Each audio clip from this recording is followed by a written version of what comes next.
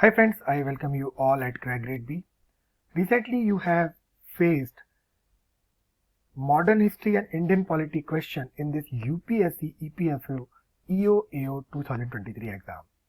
So I have taken selected questions from this modern history and Indian polity part of your paper, and we will discuss these papers, these questions in detail and try to solve these questions with the help of the sources, with the help of the explanation, और आप खुद ही उसको solution को लेके उसके सटीक answer तक पहुंच जाएंगे। तो शुरुआत करते हैं पहले इस क्वेश्चन से।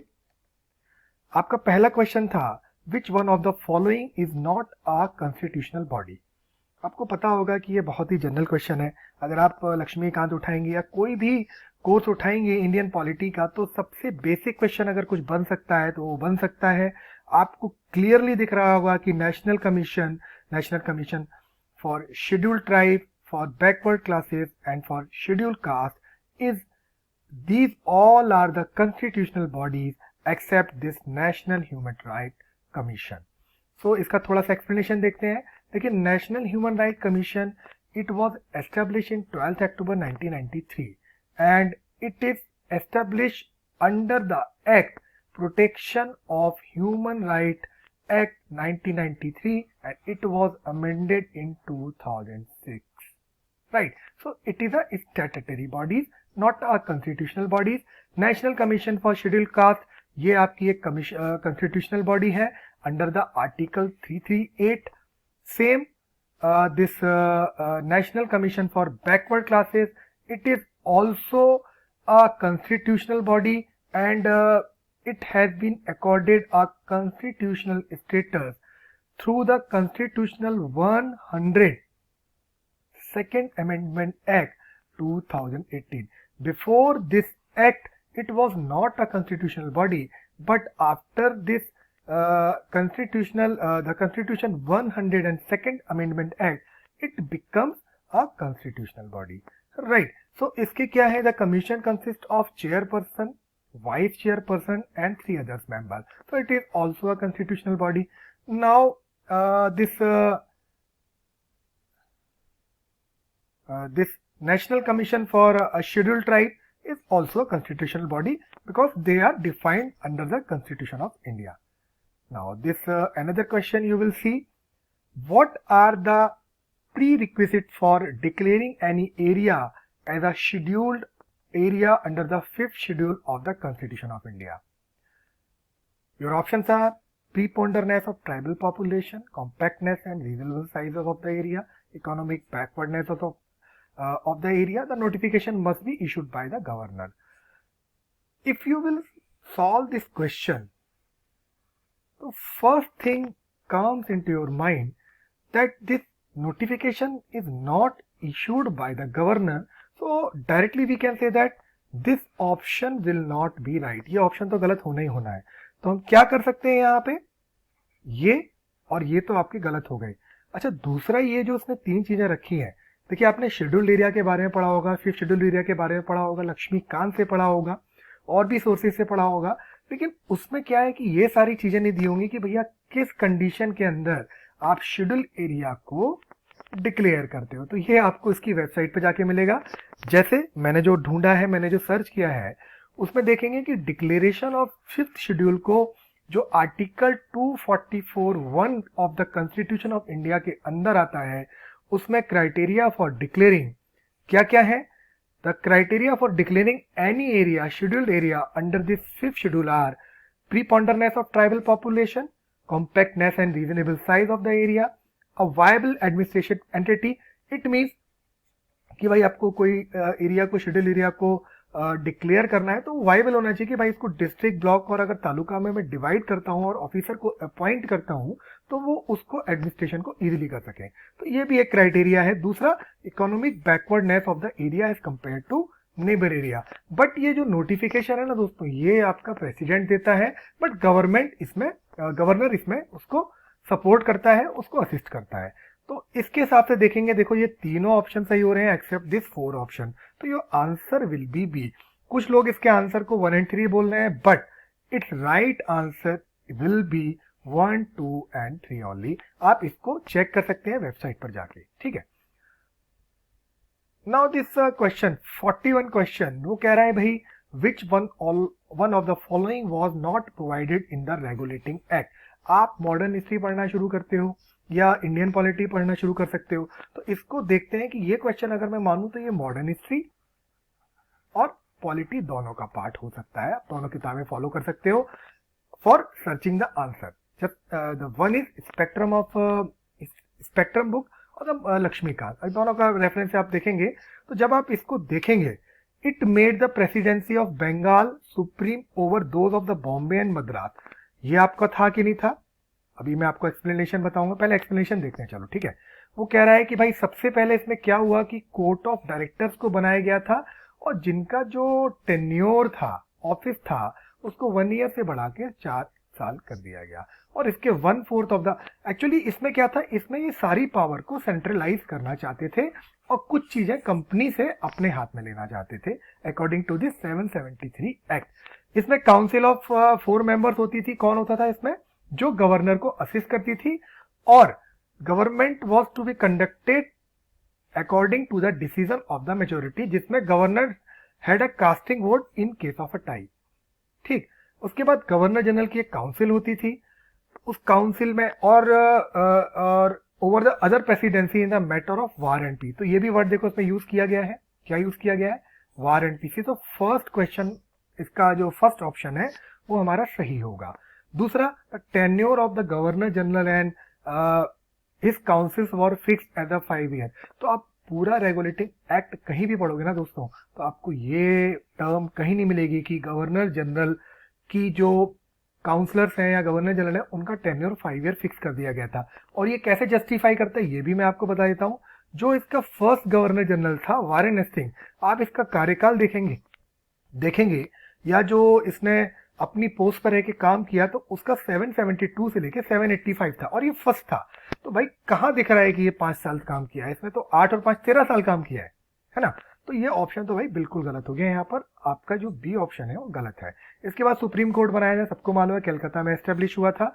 और governor general council was authorise to appoint successor to Bombay and Madras. देखिए, जब आप आंसर देखना चाहेंगे तो आपको इस बी में और डी में थोड़ा कंफ्यूजन होगा।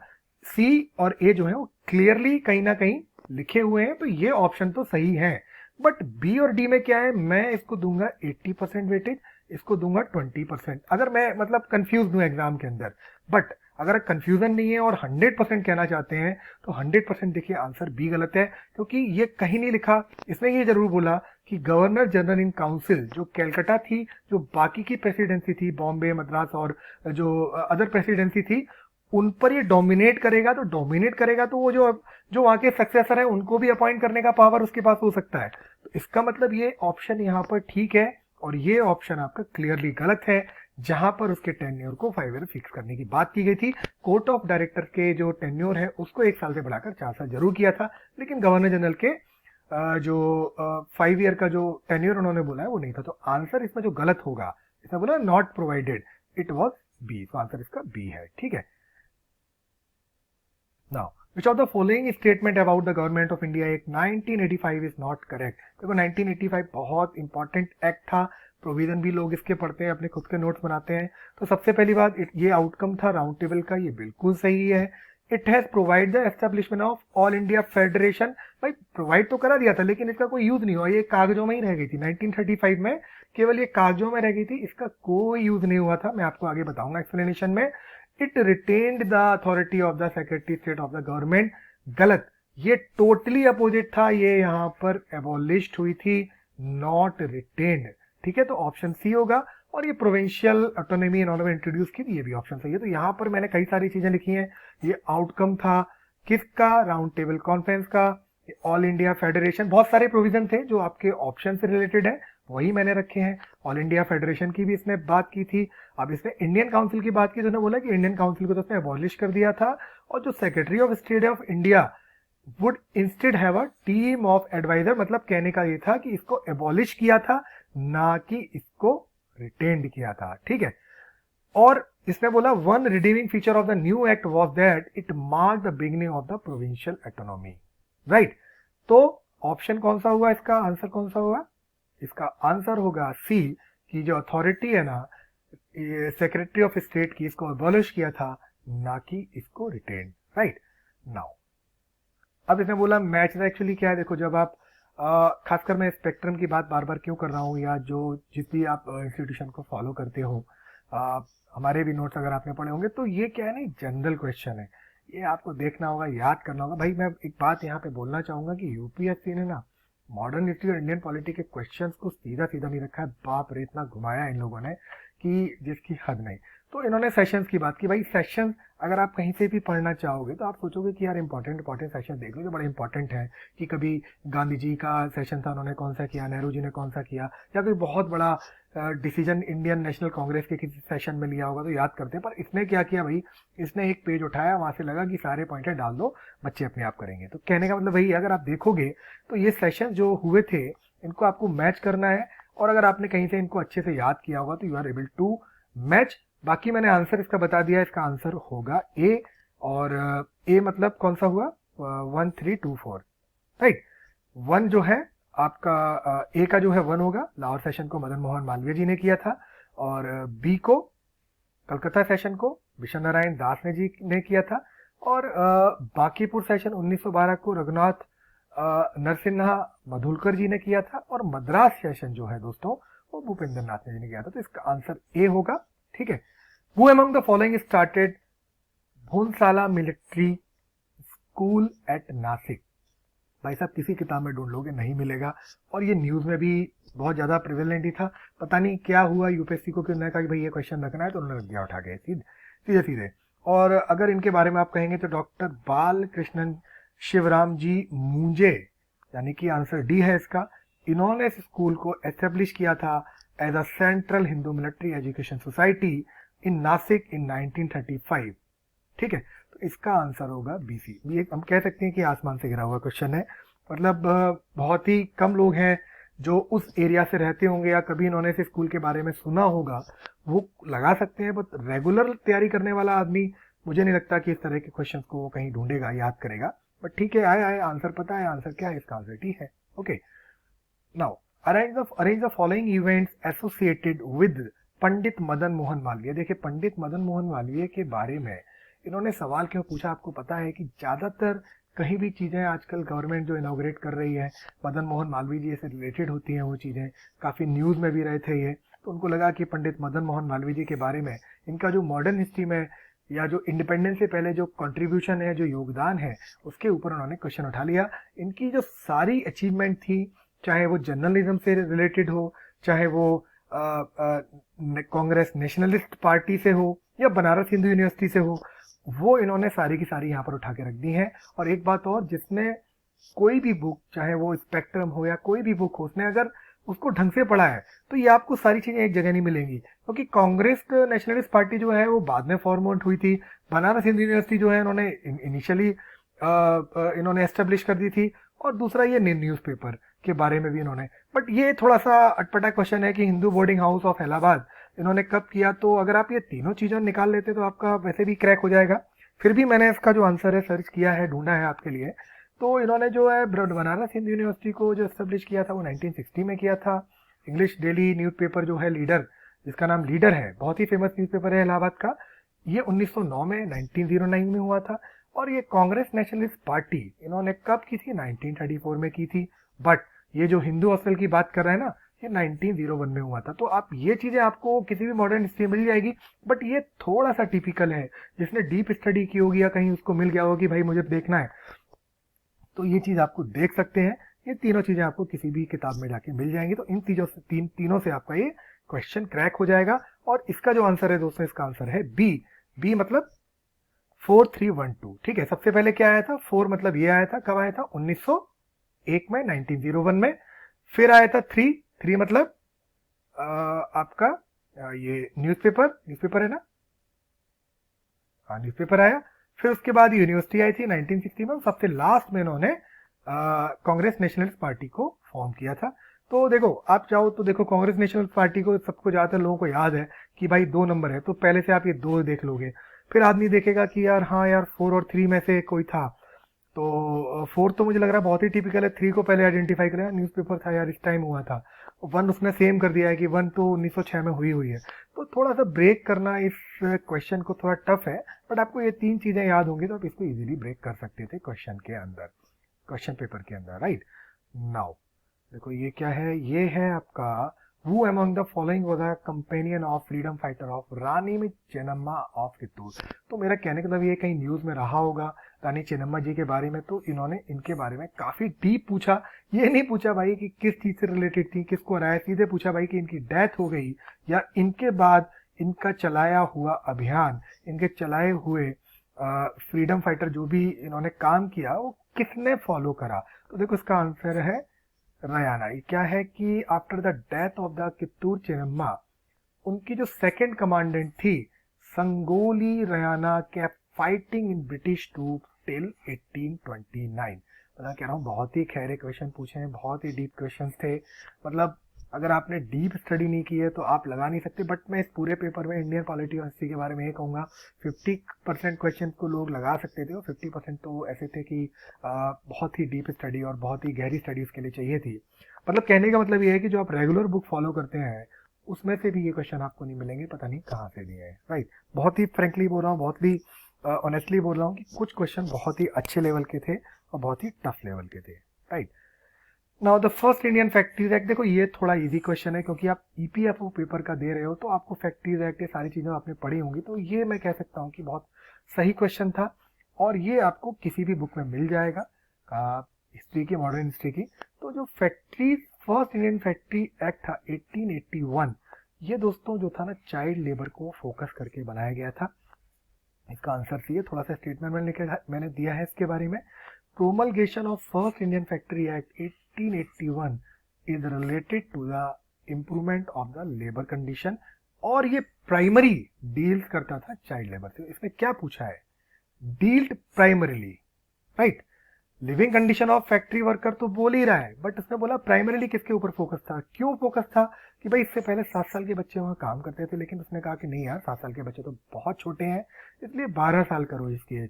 तो ये जो मेन प्राइमरीली जो फोकस था ये था आपका चाइल्ड एज से रिलेटेड। इसके कुछ प्रोविजन थे कि एम्प्लॉयमेंट बिलो 7 ईयर, इसने वो हटा दिया था, वर्किंग आवर्स को कम कर दिया था और चिल्ड्रन को 4 दिन की छुट्टी देने की मंथ में कोशिश की थी। मतलब आज के ज़माने के हिसाब से देखा जाए तो बहुत ही ख़राब था ये, बट उस टाइम जो कंडीशन थी भाई 7 साल के बच्चे काम कर रहे हैं, उनके हिसाब से ये एक्ट बहुत ही मतलब चाइल्ड लेबर पे फोकस था, राइट।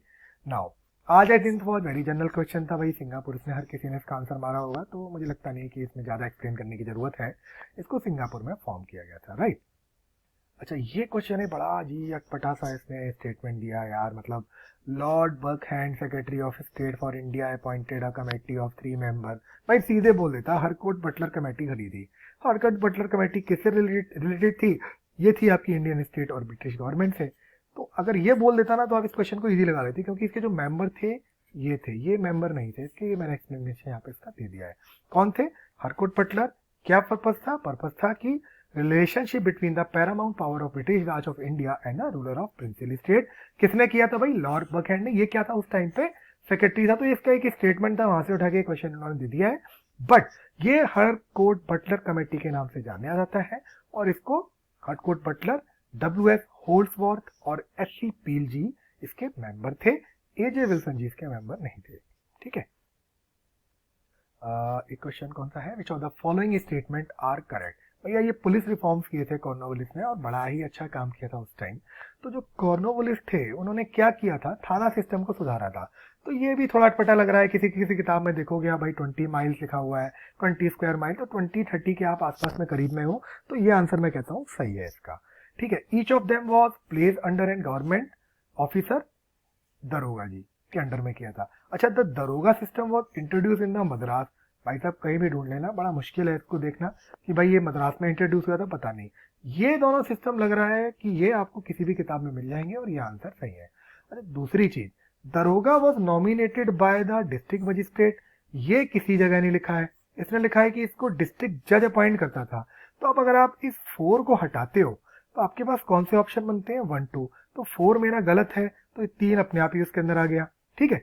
तो इसका आंसर 1 एंड 2 जो किताबों में लिखा है वो 100% ठीक है। और ये आपने आइडेंटिफाई कर लिया कि भाई डिस्ट्रिक्ट मजिस्ट्रेट नहीं, डिस्ट्रिक्ट जज था जो इसको अपॉइंट करता था उस टाइम, राइट। डिस्ट्रिक्ट जज कंट्रोल द पुलिस और ये डिस्ट्रिक्ट वॉज डिवाइडेड इनटू थाना। तो कहीं कहीं 20 स्क्वायर माइल लिखा है, भैया किसी ने बोल दिया 20-30, तो 20-30 तो चल जाएगा, ठीक है। और दरोगा जी को भी इन्होंने अपॉइंट किया था विद सम कांस्टेबल। ये एक पुलिस रिफॉर्म्स कॉर्नवालिस ने किया था, कॉर्नवालिस ने, ठीक है। ये बहुत ही अटपटा और अच्छा क्वेश्चन है। मैं ये नहीं कहूंगा किताब में नहीं मिलेगा, सीधे सीधे इसने आर्टिकल 128 को उठा के रख दिया है, तोड़ के रख दिया है। अगर आपने आर्टिकल 128 को अच्छे से पढ़ा है रिटायर्ड जज के, तो आप इस क्वेश्चन को इजीली लगा सकते हो, नहीं तो नहीं लगा सकते। आप उसका स्टेटमेंट देखना, उस स्टेटमेंट में आप देखोगे तो इसका आंसर आ रहा है 1 एंड 4। क्यों? ए, आंसर इसका ए है और ऑप्शन जो ठीक है 1 एंड 4 हैं इसके। रीजन क्या है? देखो, जब आप ये पढ़ोगे, इसको पढ़ना, ढंग से पढ़ना। इसने बोला है कि जज ऑफ द सुप्रीम कोर्ट और फेडरल कोर्ट, जज of a high court and duly qualified for appointment as a जज ऑफ सुप्रीम कोर्ट और sit and act as a जज ऑफ सुप्रीम कोर्ट। अब इसने भाई कहीं पर बात नहीं की है, कैसे, कौन सी बात? ये वाली, chief justice of the chief justice of India में at any time request anyone. पहली बात तो ये चीफ जस्टिस नहीं करता है, इसको प्रेसिडेंट करता है। दूसरा, इसने बोला है कि जो chief justice of high court की इसने कहीं बात नहीं की है। तो ये दोनों ऑप्शन जो गलत हो जाते हैं। With the previous consent of president of India होना जरूरी है, जो इस ऑप्शन में मिसिंग था। और इसने chief justice of high court की कहीं बात नहीं की है पूरे एक्ट के अंदर। ये लाइन बाय लाइन इसने पूछा है। ये जो है ना, ये आर्टिकल 128 में लिखा हुआ है अंदर, तो उसमें उसने chief justice of high court की कहीं बात नहीं की है। और उसने जो भी करना है काम, वो काम करना है प्रेसिडेंट की कंसेंट से। तो अगर आप इसको डिटेल में देखेंगे तो इसका जो आंसर होगा 1 एंड 4 सही होगा। इसने क्या पूछा है? सही पूछा है ना, करेक्ट पूछा है। तो करेक्ट इज 1 एंड 4 होंगे और इनकरेक्ट होंगे 2 और 3, राइट। 117 क्या था? Board of cooperative society. भाई साहब, हाँ, ये क्वेश्चन आपको लक्ष्मीकांत में मिल जाएगा, पूरा पूरा दिया हुआ है लक्ष्मीकांत के अंदर। आप इस क्वेश्चन को देख सकते हैं, ठीक है। तो जब आप उस क्वेश्चन में जाएंगे तो आपको ये वाला स्टेटमेंट है ना, ये वाला कौन सा, there is no government share holding loan और फाइनेंशियल असिस्टेंट और any guarantee by the government, ये ऑप्शन कहीं नहीं मिलेगा। ये तीनों ऑप्शन आपको उसके अंदर मिलेंगे। तो इसका आंसर कौन सा होगा? डी, जो मैंने बताया है, डी यहाँ पर, ठीक है। ये मैंने वहां से उठा के रखा है, किसमें आता है? पार्ट 9 बी में। और जो आर्टिकल्स हैं 243 जेड से 243 जेड टी के बीच में है। और इसमें साफ बताया गया है कि सप्रेशन ऑफ बोर्ड किस कंडीशन में होता है। ये चारों पांचों कंडीशंस मैंने यहाँ आपको बता दी हैं। बट जो फोर्थ ऑप्शन है ना भाई, वो फोर्थ ऑप्शन नहीं है यहाँ पे। तो इसका आंसर 1, 2 एंड 3 होगा, राइट। नाउ, ये दिनेश गोस्वामी कमेटी, भाई साहब 1990 की कमेटी है। और आप इसकी रिकमेंडेशंस के बारे में बात कर रहे हो, न्यूज में थी, क्योंकि गवर्नमेंट इस तरह की बात कर रही है कि भाई इलेक्शन कमीशन को अपॉइंट करना है और कैसे कैसे अपॉइंट करना है, कुछ रिफॉर्म्स की बात कर रहे हैं, डेमोक्रेटिक रिफॉर्म्स की बात अगर हम कर रहे हैं, तो आपको ये दिखेगा कि इस कमेटी ने 1990 में क्या जाके रिकमेंड किया था। और भाई साहब, इसको आप सर्च करोगे ना, तो इसकी रिपोर्ट में जाके देख लेना, लाइन बाय लाइन चीज, सारी चीजें आपको मिल जाएंगी जो मैंने यहाँ पे फोटो मतलब चिपकाई हुई है, ठीक है। तो दिनेश गोस्वामी कमेटी ने बहुत सारे रिकमेंडेशन दिए थे, पर इसने क्या रिकमेंडेशन दिए थे? Setup of multi member commission with 3 member. इसने ये 3 पॉइंट दिए हैं, तो ये तीनों पॉइंट आपको सही मिलेंगे जब आप इससे मैच करोगे। बट ये वाला जो ऑप्शन है इसका, ये बी वाला ऑप्शन है ना, बी वाले ऑप्शन में आप देखोगे प्राइम मिनिस्टर का नाम कहीं नहीं दिया है इसने। ये तीनों चीजें आपकी सही है, ए सी डी। तो बी ऑप्शन जो है इसका वो गलत होगा, नॉट रिकमेंडेड में आएगा। ये पूरी रिपोर्ट से मैंने लिया है, रिपोर्ट में एक एक लाइन आप मैच कर सकते हो। तो इसका जो आंसर होगा दोस्तों, जो उसने रिकमेंड नहीं किया था, वो बी वाला ऑप्शन रिकमेंड नहीं किया था। तो ये क्वेश्चन थे जो मैंने अपनी तरफ से सर्च किए थे, बहुत ही एनालिसिस करके आपको एक्सप्लेन करके सारे बताया कि कहाँ कहाँ से इन्होंने क्वेश्चन लिए हैं। देखो, 5th शेड्यूल की बात कर रहा है भाई, 5th शेड्यूल को तो लोग पढ़ते हैं, लेकिन उसमें क्या क्या चीजें हैं, कैसे कौन कौन से एरिया क्राइटेरिया होने चाहिए, वो मुझे लग रहा है जनरली लोग नहीं पढ़ते। तो मैं इस क्वेश्चन को ना 50-50 बोलूंगा भाई। 50-50% आप लगा सकते थे, मतलब 50% लगा सकते थे, और 50% थोड़ा दम लगाने के बाद लोग 60 to 65% भी क्वेश्चन जो मैंने आपसे डिस्कस किया वो लगा सकते थे। आपको थोड़ा सा एनालिसिस करना था, सोचना था, जज करना था, तो क्वेश्चन लग सकते थे, ठीक है। तो thank you and happy learning, पढ़ते रहिए, मेहनत करते रहिए।